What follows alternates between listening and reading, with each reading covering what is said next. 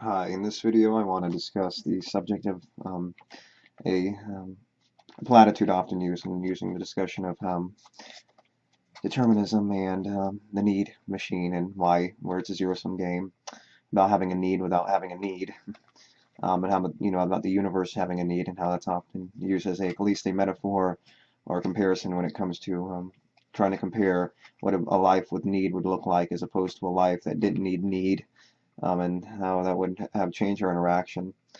This should be a short video. I hope. I promise.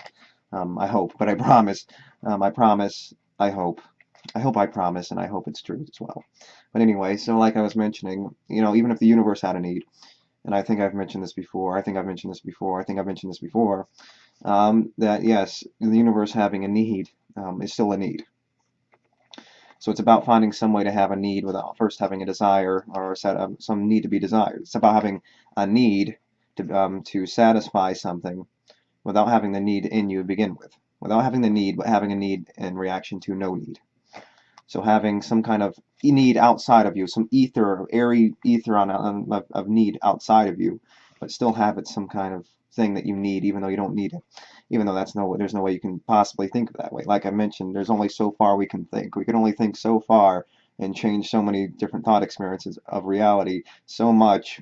You can only think outside the box so much. You can only build a bunch of contradictions. Okay, time travel. We can think of that even though it's not possible. You can find some way that has some kind of relation to reality, and that makes it some kind of way that you can make associations and make it seem like it's something you could discuss realistically. Any kind of a number of things, teleportation, you know, duplicating this, creating some kind of food that doesn't exist, mixing a bunch of things together that don't exist, um, gobblegoots, whatever it may be. You can do all sorts of things, right? Um, but really, it doesn't change um, the fact that you can only think outside the box so much. And it's about having a need, and we can apply this without having to satisfy a need to begin with. It's about having that kind of need. And since that need isn't really possible, obviously there's circumstances where you can have that illusion that you didn't have the need. I didn't need to be horny, but I happened to get satisfaction out of it. But you got horny to begin with, therefore you needed to satisfy the need. So it's almost unavoidable. You cannot avoid it. It's almost like, going 3/4 to one and saying, you don't need the one in the end. You're already to the one pretty much in the way. You're already 3/4 of the way there at that point when you say you need the need to begin with. You need the satisfaction. You already got the desire in you. You're already 3/4 of the way to the one. You might as well say, I've got the one at that point. At that point, it is the same thing. It's pretty much synonymous. The other, 1/4 is just satisfying the need, um, and having the need satisfied. I mean, that's really the only thing. That's the only difference. It's sort of like getting on the bike. All you have to do is turn the pedals now. You're already on the bike. If you're already rolling down a hill, that's a pointless analogy. Anyway, yeah, it's you already said what, and it's about finishing the un at the end. You already got the what. Okay, we already can see what you're meaning. We already get the point. And the what is the fact that you need a satisfaction. You have a satisfaction built in you, and the un is, oh, I've satisfied. Okay, now it's on to the next satisfaction. And that's how we live our lives, is satisfying these desires. And that's all we're doing. That's all we're doing.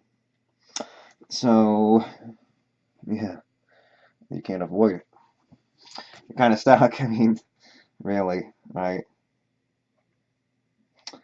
You can't avoid it. Yeah. So the universe needing is still a need. So you can't use that as an analogy or a point to make or a metaphor. The universe needs you. Well, that means I have to be a sacrificial lamb to the universe now as well, and not just someone else. I mean, I know it's bad enough that it doesn't care. The universe doesn't care. But if it cared and it wanted me to be useful to it, I mean, Jesus. I mean, what a standard to build me up to. I mean, really. I mean, that just defeats the point then. I mean, really. you're useful in some way. Might as well be, burned alive to save the universe from existing so that we can burn alive more. If the universe needed it just to exist, because even if the universe needed it, it doesn't change the need problem because it's still needed. It describes itself by a universe needing, but you're a sacrificial lamb to a thing that needs you. It would almost like saying, well, I might as well not let you need me. I might as well not satisfy your need for me because you're just going to make me be useful to you by, jumping to the fire for you to exist long enough for the chance of someone else to jump into the fire and be the universe's sacrificial lamb the next time. It's like being the usefully useless. We're the useless. You're useful by saving the usefully useless, so you can save them, so they can be so one can be chosen out of them the next day and being in your same exact position. It's all about just choosing, winning the lottery, getting the winning the bad lottery, which is lotteries are always every single lottery we're in is pretty much a bad lottery. Okay, who's gonna be put into the sacrificial altar today? It's going to be the next person. So you sacrifice so they can live long enough in fear to be chosen, for one person to be chosen every day out of there so that they can live long enough to do the same thing so they can be the sacrificial lamb. You live long enough, you're the sacrificial lamb to save the usefully useless, have them live in fear, and then you pluck one out, and then next lottery the next day is to pluck one out to have them put on the plate. Someone else gets born to take their place, and they're just going to keep on plucking them out until every single one's used and abused and has been sacrificed for no good reason but to exist another day for another person to be sacrificed. So it really doesn't. That's a good metaphor to describe life because that's what we're doing. We're sacrificing every circumstance, and especially if you have a child yourself, you have almost an obligation to be a sacrifice. To make every sacrifice you can to make sure the victim you just created doesn't experience any unnecessary harm because you're responsible for their existence. Not saying that you have to, but it's an obligation you have. And just because you don't fulfill the obligation doesn't mean you're in the right, doesn't mean it's no you have any reason to rationalize it. It just means you're an asswipe. If you don't fulfill your obligation, no one's saying you have to. No one's saying you're obligated to. We are. We're just saying you don't have to do it, but just because you don't do it doesn't mean it wasn't an obligation. And just because it was an obligation, just because you didn't do it, and just because it's no obligation of yours personally doesn't mean that you're not an asshole for not doing what was supposed to be done, that should have been done, that was the right thing to do. So obviously, it's no obligation of yours. Almost like a victim mentality. It's no obligation of yours. But you're still an asshole for not, being obligated. Or at least feeling obligated in doing it, right? It's almost like saying, it's better to be unintentionally evil than being, making a bunch of mistakes, um, than to be, a maniacal, intentional evil person. It's better to be a person that's unintentional because you could probably at least teach them a lesson, right? You can show them the right ways instead of just having to flat out kill them, but I guess in the way it gives you more of an obligation to kill the person outright if they're being an intentional obstruction. So I guess in a way it rationalizes your anger more. Yeah. So yeah, it's like almost begging that question about the obligation. Do you know the obligation? If you know the obligation, you don't fulfill it, you're an asswipe. And then you're an asshole, and if you don't know the obligation and then you don't fulfill it, then you're an asswipe, I guess. Whatever useless distinction you want to make between those two. But yeah, back to the need thing, I guess, real quick. Yeah, we're the universe needing and you being. I don't know. I'll say what I wrote in my notes and see if you can make anything like universe needing and you being a circumstance regardless of determinism. I'm sorry. I can't even read my own notes. They're so messy. Anyway, so yes. Yes, yes, yes. Yes. Anyway, yes, the universe is still a needing thing. So sacrifice more for the universe now, create a bigger obligation for us. Even though it's no obligation of mine, I wouldn't have the obligation. I'd say, screw you. If the obligation was to avoid all these people burning at the stake or something, I guess I'd have the obligation then, right? So it's either you continue life by being, or you continue life So all these bad things can happen anyway. Or you, so you'll be the sacrifice to continue life, or you don't be the sacrifice, but all these people have to suffer for it. I mean, it's one of those things. It's like, shitty option A or shitty option B. I wonder which one I need to choose.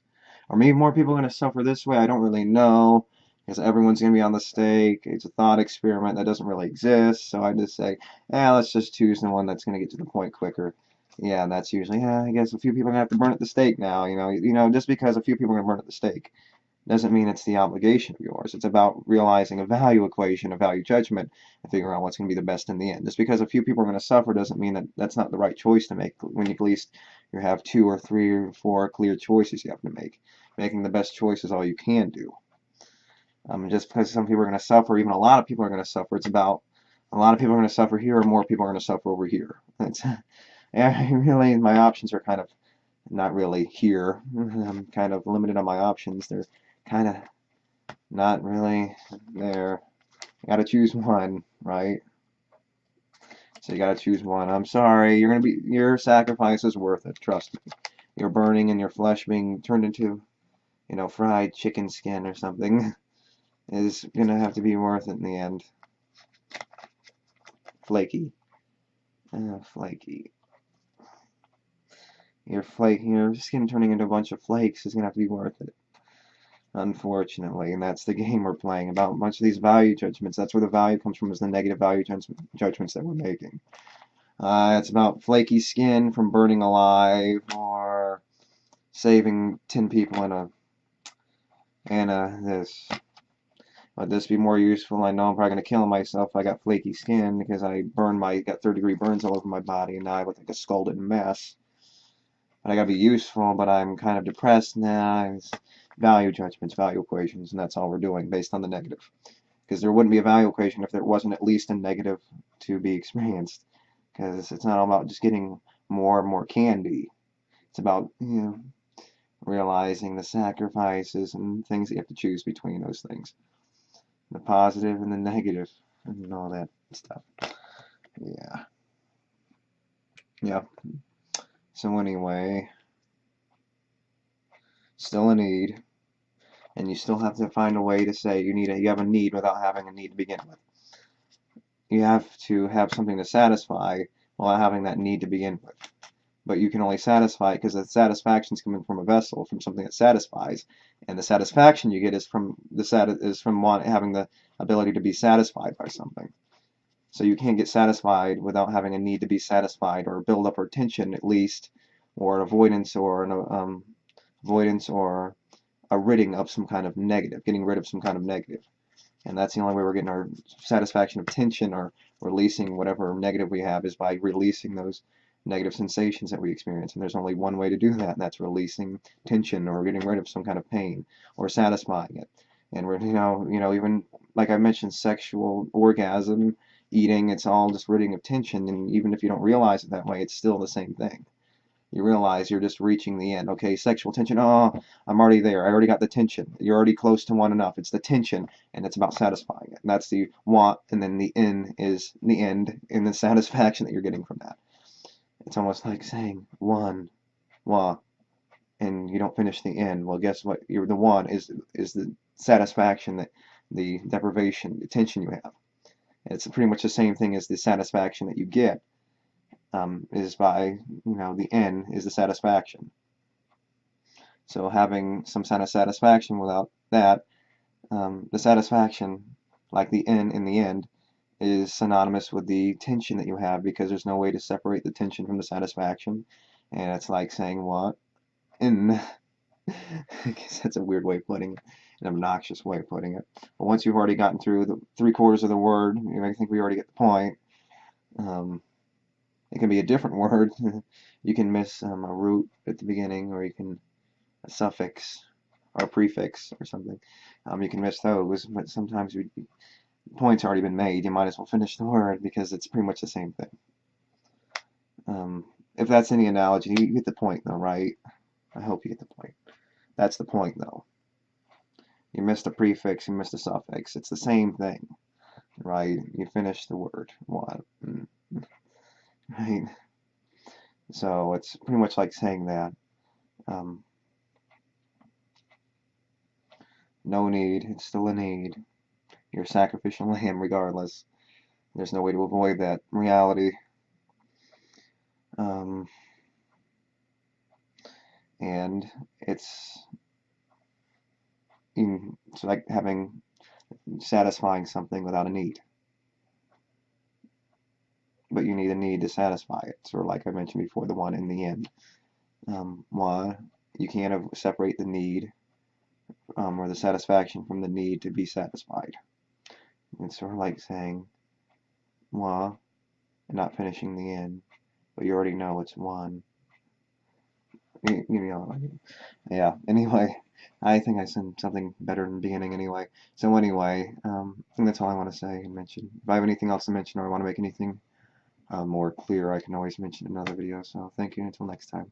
Sorry it was long again. Goofy me. Goofy. Sorry. So bye.